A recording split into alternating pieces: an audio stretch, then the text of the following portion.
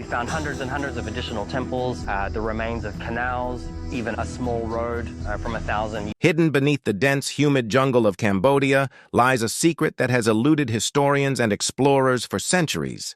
While Angkor Wat has long been celebrated as one of the world's most iconic temple complexes, recent discoveries reveal a reality far more astonishing. This ancient site, shrouded in layers of overgrown foliage, is not merely a monumental religious structure, but the heart of a sprawling, sophisticated civilization whose achievements rival and, in some cases, surpass those of contemporary societies in Europe and China. Archaeologists, using cutting-edge technologies such as LiDAR and radar imaging, have begun to unveil a metropolis buried beneath the forest, revealing a complex network of roads, canals, reservoirs, and settlements stretching for hundreds of kilometers. These discoveries suggest that Angkor Wat was only a small part of a massive urban ecosystem, carefully planned and meticulously engineered to sustain a thriving civilization in one of the most challenging tropical environments on Earth. The scale, sophistication, and ingenuity of this civilization challenge everything we thought we knew about pre-modern societies. While European and Chinese civilizations of the same era are widely studied, the civilization at Angkor remained hidden, almost entirely unknown until modern science began peeling back the layers of time and jungle to uncover its secrets. What makes these discoveries even more remarkable is the level of precision and coordination required to build such a city. Roads and canals were not haphazardly constructed. They were aligned with cardinal directions, flowing waterways and natural features of the land, suggesting a level of urban planning that would be impressive even today. Reservoirs and irrigation systems provided water to the city's inhabitants, while temples, palaces, and villages were integrated into a larger system of social, economic, and spiritual life.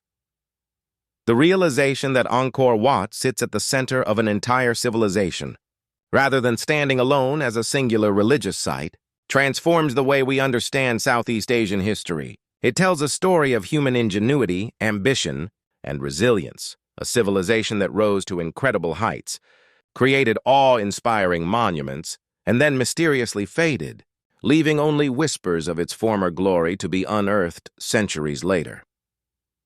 In the sweltering heat of the Cambodian lowlands during the mid-19th century, French naturalist Henry Mouhot trudged through an almost impenetrable jungle. His journey was not initially meant to uncover ancient civilizations. Armed with only a machete and boundless curiosity, Mouhot was in search of exotic insects and forgotten plants. Yet the dense vegetation seemed determined to stop him. Thick vines twisted around his clothing, while the heavy, sticky mud threatened to pull his boots from his feet. The air itself was oppressive, laden with humidity and the scent of decaying vegetation. Despite these obstacles, Mouhot pressed on, driven by a sense of adventure that would lead him to one of the most remarkable discoveries in human history.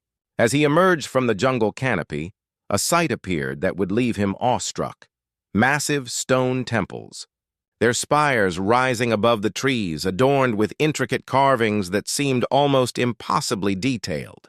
Each column, lintel, and wall was etched with elaborate bas-reliefs depicting gods, warriors, and celestial beings in a manner that suggested a civilization with extraordinary artistic and architectural skill. Mouhot could hardly comprehend what he was seeing. These structures dwarfed anything he had witnessed in Europe. He wrote in his journals that Angkor Wat was grander than anything left behind by Greece or Rome, a testament to a vanished civilization whose ambition and vision were almost unimaginable. For centuries, this civilization had been hidden beneath the jungle, leaving only fragments of temples, moats, and reservoirs to hint at the life that had once thrived here. The discovery raised immediate questions. Who had built these monumental structures? And how had they done so in the heart of a remote and hostile jungle? Why did such an advanced civilization vanish, leaving only whispers of its former grandeur? For decades, explorers and scholars could only speculate, piecing together fragments of architecture and inscriptions, slowly revealing the extraordinary scale and complexity of the city. The sheer magnitude of what Mouhot had discovered challenged conventional understanding of pre-modern societies. The temples were more than religious sites. They were central to a civilization that had mastered engineering, urban planning and social organization on a scale that would rival cities in Europe and China centuries later.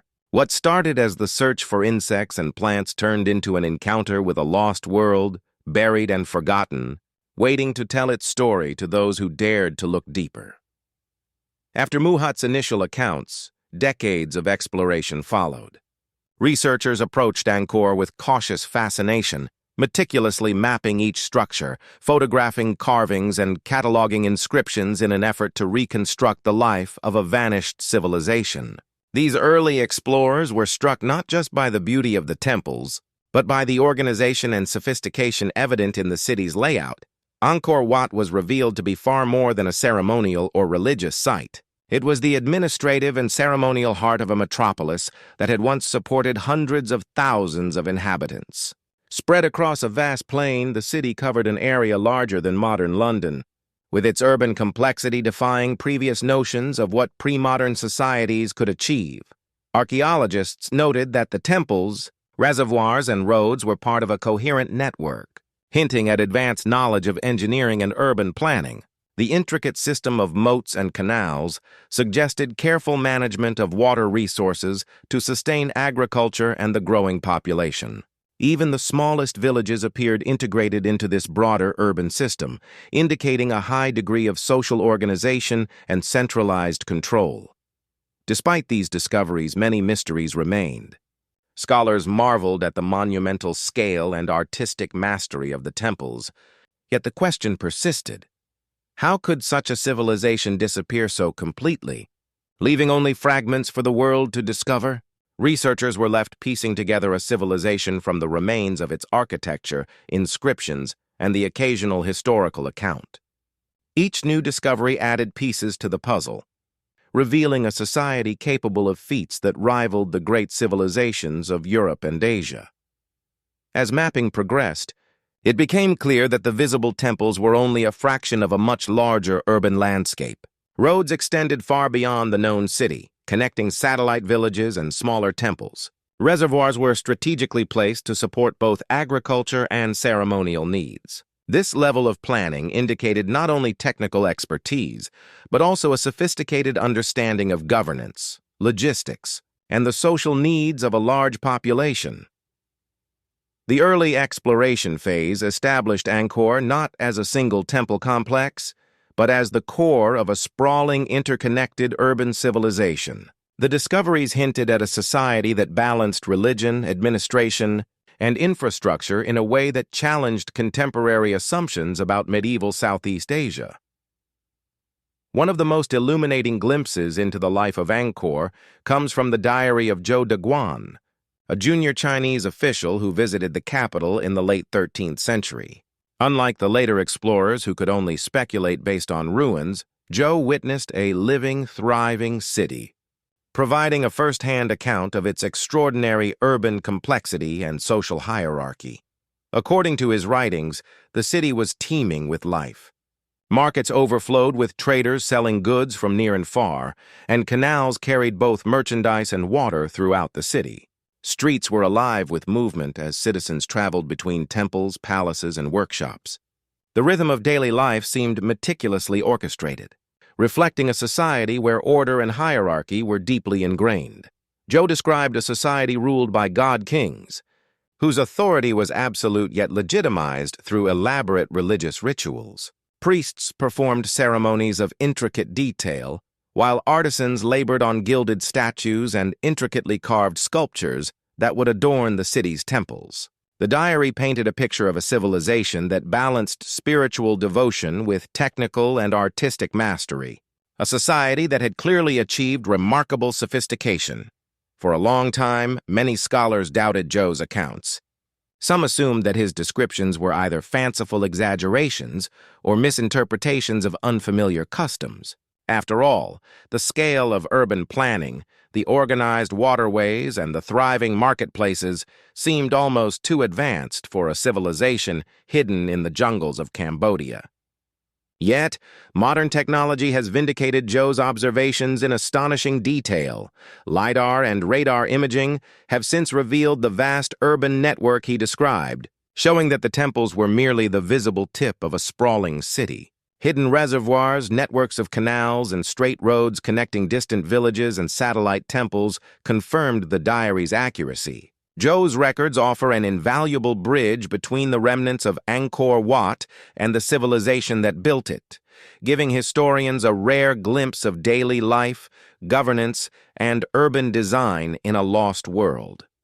Through these historical accounts, we begin to see that Angkor Wat was not an isolated religious monument. It was the central hub of a complex, interconnected civilization whose achievements rivaled those of Europe and China, centuries ahead of what was once believed possible in Southeast Asia. The turning point in our understanding of Angkor came with the advent of modern technology. For decades, dense jungle canopy had concealed the city's true scale, hiding roads, canals, and settlements from the eyes of explorers and researchers. Traditional archaeological methods could only scratch the surface, mapping individual temples and nearby ruins. But new tools such as LiDAR, light detection and ranging, and radar imaging have transformed our understanding, piercing the jungle canopy and revealing the metropolis beneath in unprecedented detail. LiDAR surveys have uncovered an extensive urban network stretching far beyond the previously known temples. Roads run straight and true, connecting distant villages to the city's core. Reservoirs and canals, once invisible under layers of vegetation, show a sophisticated water management system designed to sustain agriculture and provide for a massive population. These discoveries reveal that Angkor was not a singular temple complex, but the heart of a metropolis that likely supported hundreds of thousands of inhabitants. The scale and ingenuity of this urban planning are staggering. Temples, palaces, and public spaces were carefully arranged in a rectilinear grid aligned with cardinal directions, reflecting a deep understanding of geometry, astronomy, and the natural landscape. Water management was particularly impressive. Massive reservoirs collected and distributed water throughout the city, feeding crops and providing for daily needs, even during periods of drought. Canals connected distant settlements, allowing goods, water, and people to move efficiently across the metropolis. Archaeologists have also discovered evidence of satellite settlements, suggesting a carefully coordinated network of villages integrated into the broader urban system. Each settlement contributed to the city's economy, religious life, and governance, indicating a highly organized society with centralized control and long-term planning. The size, complexity, and precision of these structures rival the engineering feats of medieval Europe and imperial China, challenging long-held assumptions about the capabilities of Southeast Asian civilizations. Modern technology has not only validated historical accounts like Zhou Daguan's, but has also expanded our understanding far beyond what early explorers could have imagined.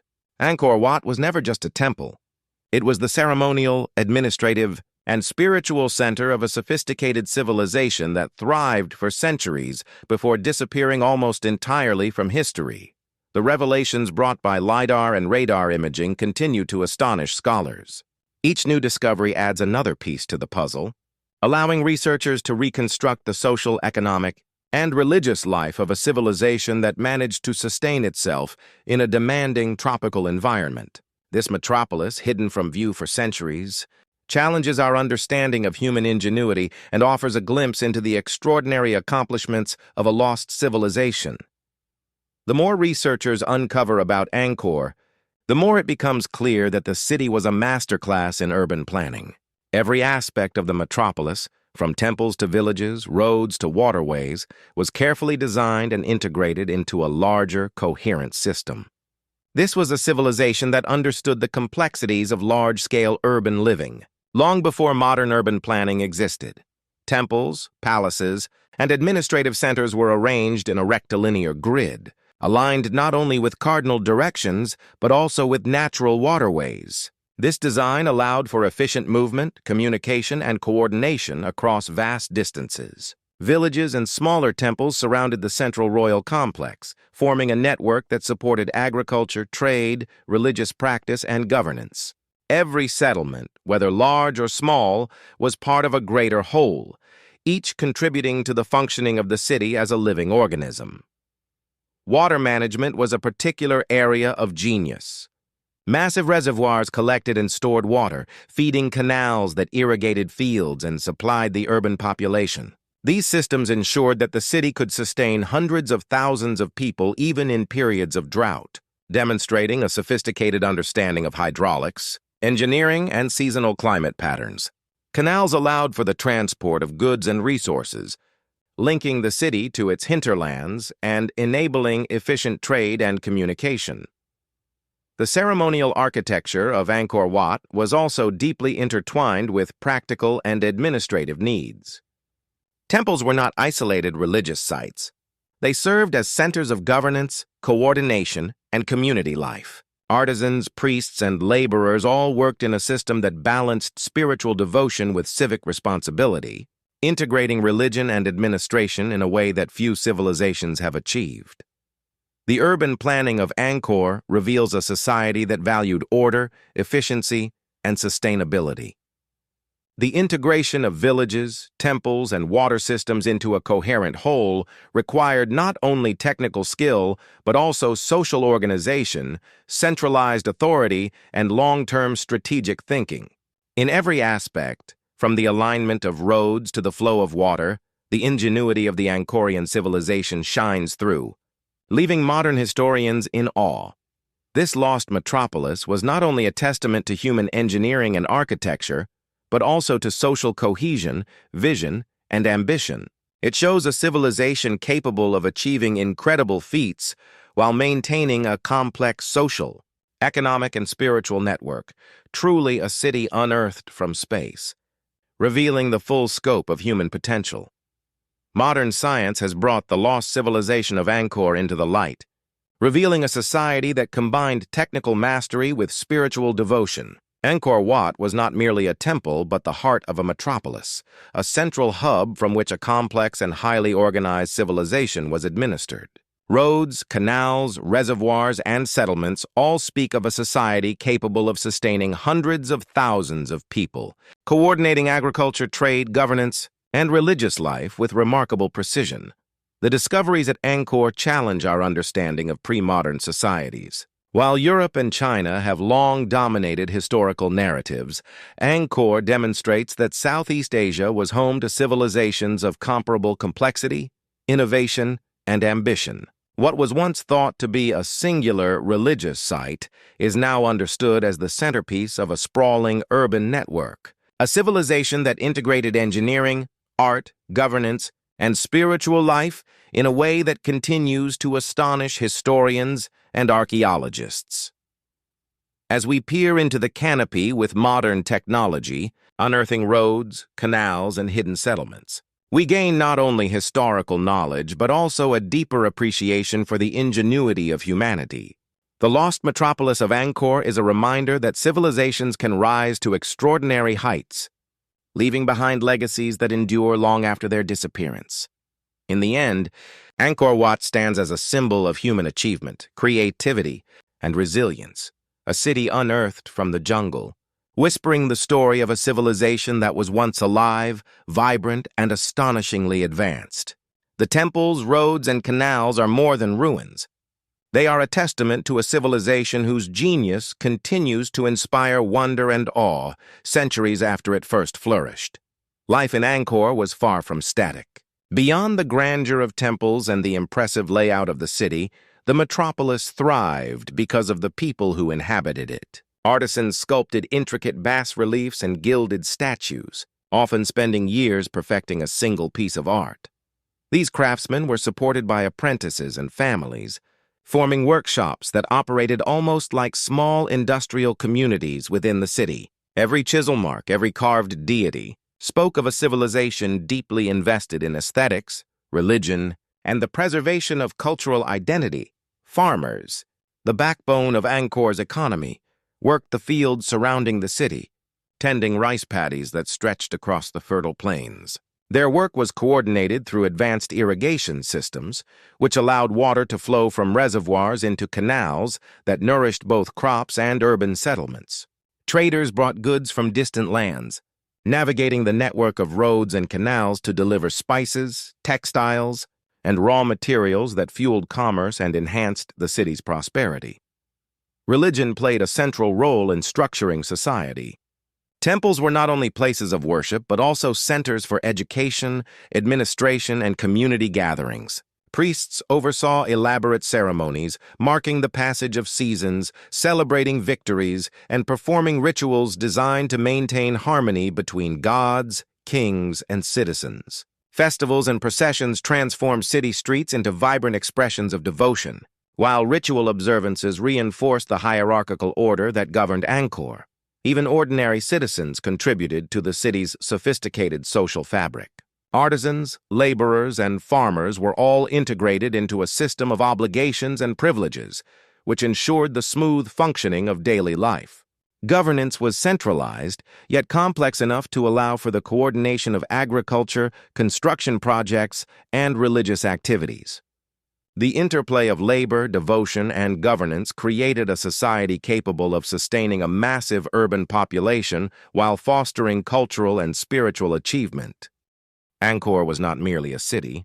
It was a living organism, with each inhabitant playing a role in its continued prosperity. Its social fabric reveals a civilization that valued community, expertise, and hierarchy, striking a delicate balance between individual contribution and collective purpose. Central to Angkor's endurance was its unparalleled agricultural system. The city's engineers designed vast networks of reservoirs and canals to capture and store monsoon rains, distributing water efficiently to rice paddies and villages. These reservoirs, often enormous in scale, served as both irrigation sources and flood control mechanisms, protecting crops during heavy rains and supplying water during dry seasons. The ingenuity of this system ensured the city could support hundreds of thousands of inhabitants, despite the unpredictable tropical climate. Rice cultivation was at the heart of this agricultural mastery. Fields were carefully leveled and connected to canals, allowing farmers to control water levels and maximize yields. Crop rotation, seasonal planning, and soil management techniques indicate a sophisticated understanding of agriculture that modern historians continue to study. These methods not only fed the city but also sustained its economy, providing surplus grain for trade and ceremonial offerings. Water management extended beyond mere survival. It was integrated into the city's spiritual and ceremonial life. Reservoirs and canals were often located near temples, symbolically linking sustenance with divine favor. Temples themselves sometimes functioned as administrative centers for coordinating irrigation schedules, distribution of resources, and oversight of agricultural labor. Sustainability was built into every aspect of urban planning. Villages were strategically placed to take advantage of natural water flows, while agricultural lands were preserved to ensure long-term food security. The civilization's engineers and planners understood the delicate balance between nature and urban life, creating a system that allowed Angkor to thrive for centuries. Through agriculture and water management, Angkor demonstrates the ability of human ingenuity to harmonize with natural forces. It was not merely survival that drove this civilization. It was a vision of sustainability, prosperity, and resilience that allowed it to flourish where others might have failed. Angkor's artistic and architectural achievements are nothing short of extraordinary. Every temple, palace, and public structure reflected a civilization's obsession with precision, spirituality, and beauty. Bas-reliefs adorned walls with narratives of gods, battles, and celestial beings, capturing stories in astonishing detail. Every figure, from the smallest attendant to the grandest deity, was carved with an attention to proportion, movement, and emotion that rivaled the finest art of Europe or China. Temple architecture combined engineering ingenuity with spiritual symbolism. Spires and towers were aligned with celestial bodies, reflecting astronomical knowledge and the civilization's cosmological beliefs. Layouts were meticulously planned, with sanctuaries positioned to capture sunlight at specific times, emphasizing the connection between human and divine. Stone carvings depicted complex mythologies, ensuring that every temple communicated both spiritual devotion and civic pride. Beyond temples, Angkor's urban design influenced surrounding regions. Satellite settlements adopted similar architectural motifs and water systems, spreading cultural and technical innovations across Southeast Asia. artisans trained in Angkoran techniques traveled widely, leaving traces of the civilization's influence on sculpture, architecture, and ceremonial practices far beyond the city's boundaries. Preservation remains a challenge. Centuries of jungle overgrowth, climate effects, and human activity have threatened these masterpieces. Yet efforts by archaeologists, historians, and conservationists are gradually revealing the full scope of Angkor's cultural legacy. Modern imaging techniques have allowed researchers to virtually reconstruct temples, revealing patterns, alignments, and artistic details that had been hidden for centuries. Angkor's art and architecture are not merely aesthetic accomplishments. They are physical manifestations of social, spiritual, and political organization. Every carved figure, every temple spire, reflects a civilization that valued harmony, precision, and human ingenuity, leaving a legacy that continues to inspire awe and study around the world. Despite its brilliance, Angkor did not endure indefinitely. The reasons for the civilization's decline remain partially speculative, though evidence points to a combination of environmental, social, and political factors. Climate change, including periods of severe drought interspersed with intense monsoon flooding, may have disrupted agricultural production and strained the city's water systems. Conflict and warfare likely contributed to instability. Historical accounts suggest invasions, internal power struggles, and shifts in regional dominance that weakened centralized authority. Abandoned temples, silted canals, and deserted settlements indicate a gradual population decline, reflecting the cumulative effects of environmental stress and political turmoil. Economic shifts also played a role.